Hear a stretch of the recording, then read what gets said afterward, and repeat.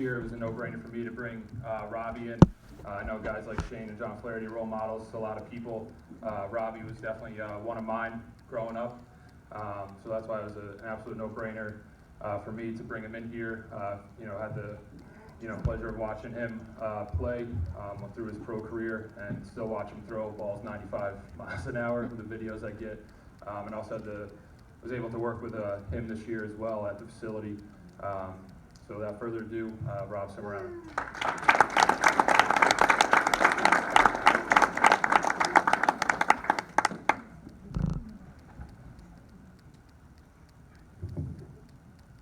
Good evening, and I'd like to start again by thanking Vinny and Port Jervis baseball and softball programs for having me come here and speak tonight. It's truly an honor. Although it was a long time ago, it doesn't seem like that long ago that I was in the position that a lot of you guys are in right now.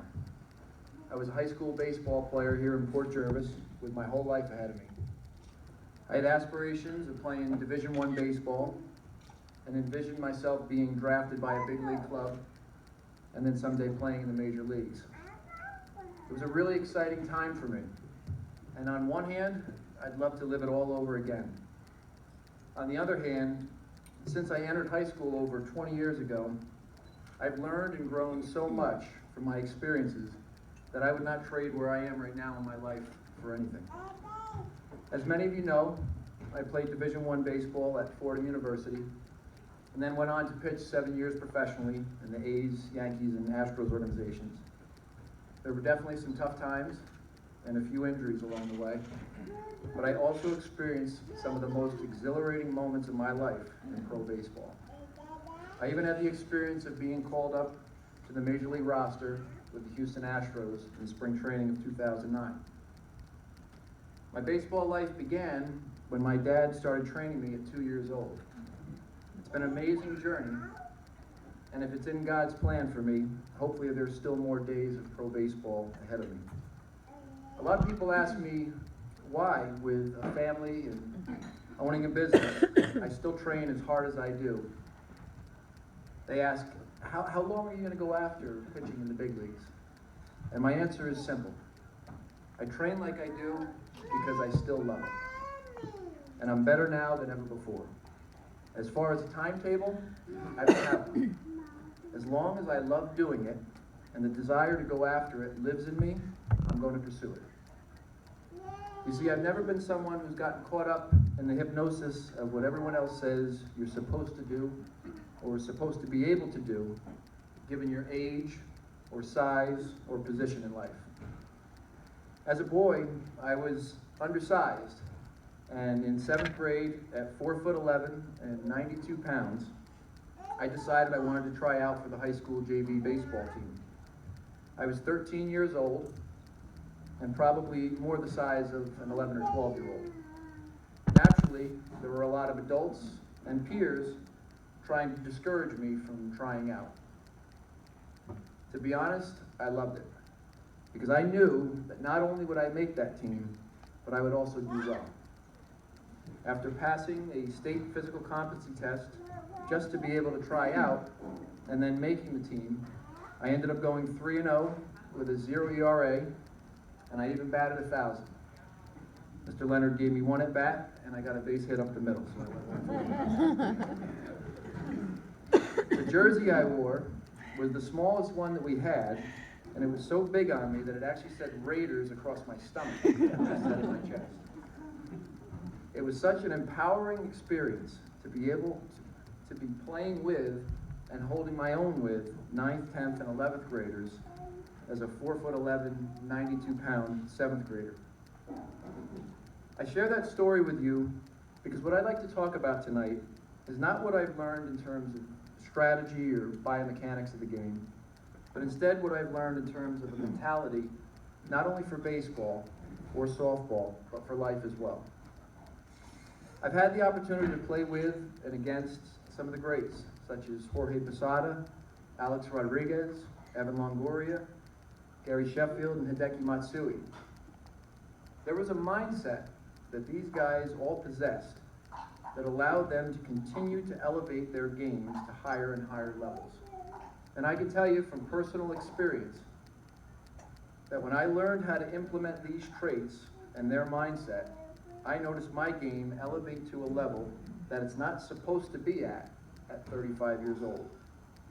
Aside from intense physical training and constantly trying to perfect my pitching delivery, I believe my mindset to stay young has played a major role in allowing me to throw a baseball over 100 miles per hour in my mid-30s.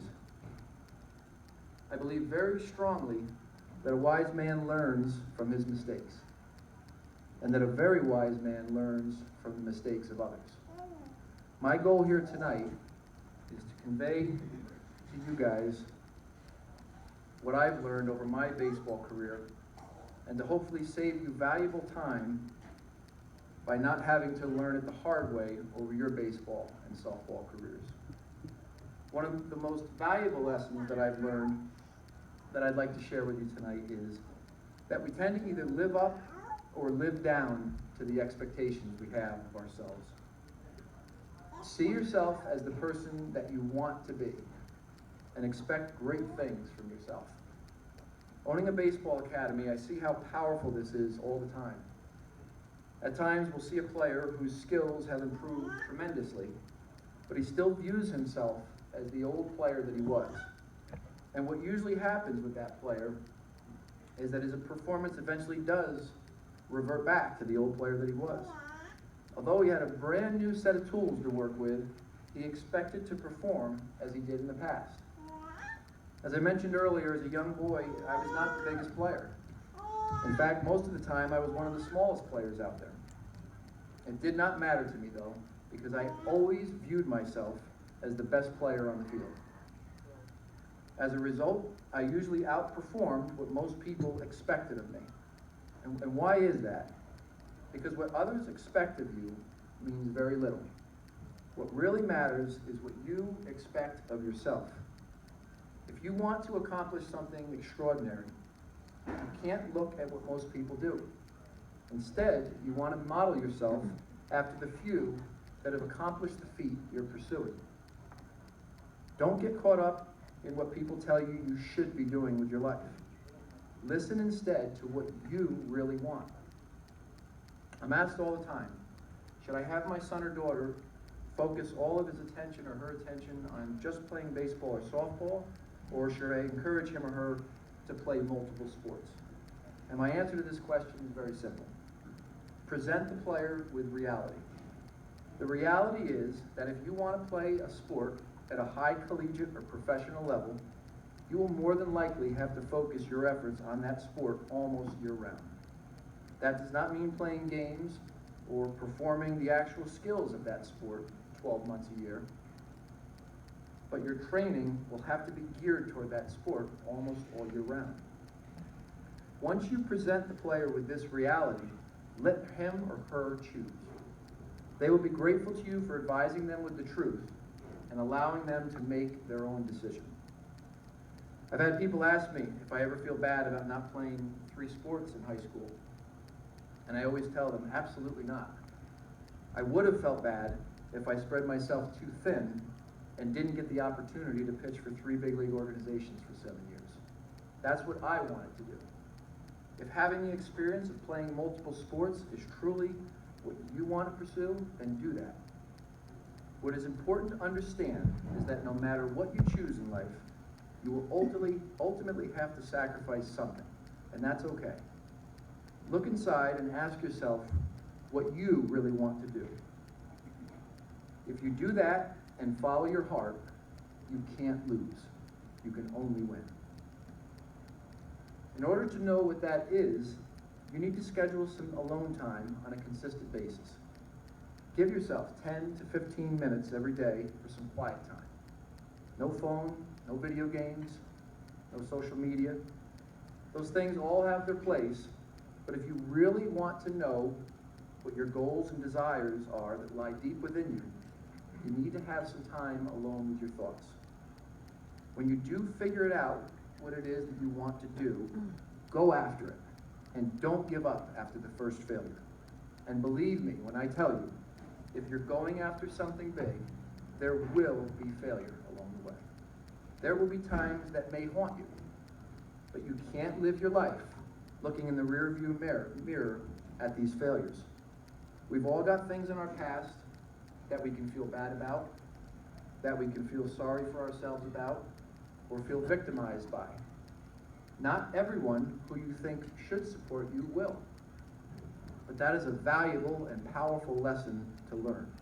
You're not always going to be able to please everyone. You're not always going to get everyone's support, and that's okay. It's not only okay, it is also empowering to know you can go it alone sometimes. I can tell you from personal experience that I didn't always have everyone's support, and had very few doors open for me when I was in high school and again when I was in college. Aside from the support and love of my family and a few close friends, I really needed to dig my heels in and make it happen myself. Because of that, to this day, it empowers me to know that I can accomplish my dreams and don't need everyone on my side and agreeing with me to make it possible. And for that, I am so grateful to have had the experience that I did. Had I not decided to go ahead and take the risk of trying out for the high school JV team as a 7th grader, I may not have built the confidence and mental toughness to keep pushing through high school to open a door to play Division I baseball. If I hadn't kept pushing through high school, I may not have had the resolve to keep pushing to get drafted when I was in college. My point is this: you're going to face some tough times that are out of your control. Embrace those tough times and stay focused on giving your absolute best to the things that you can control. Look at it as an opportunity to build the mental muscle you will need to make your dreams become realities. Before I finish up, I think it's really important for me to acknowledge some people in my life that have been through it all with me. And although it is not necessary to have the support of everyone, I feel so thankful and blessed to have always had their support. I'd like to thank my dad, my mom, my sister Marcy, and of course my beautiful wife Kristen, for always being there to encourage me. I'd also like to thank my 2 sons, Robbie and Luca, and my little nephew Jack, for always bringing a smile to my face and helping to keep me young. Thank you, guys.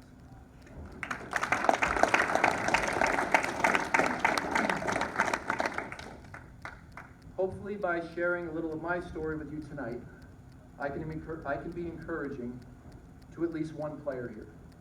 It's truly my mission to impress upon you the values of perseverance and commitment. Know that tough times are a blessing if you can stick it out. Now, I'd like to close with a challenge for all the players in attendance here tonight. You've all entered into an implicit agreement with your teammates and your coaches that you will give your absolute best to do everything you can to compete and to win. I challenge all of you the rest of this season as a practice to really dedicate yourself to this 100%. Baseball or softball may not be your end goal in life, or maybe it is. Either way, learning and living the skill set of fully dedicating yourself to something will empower you and go with you the rest of your life. If you are willing to really do this, and I mean 100%, you will not lose. You can only win.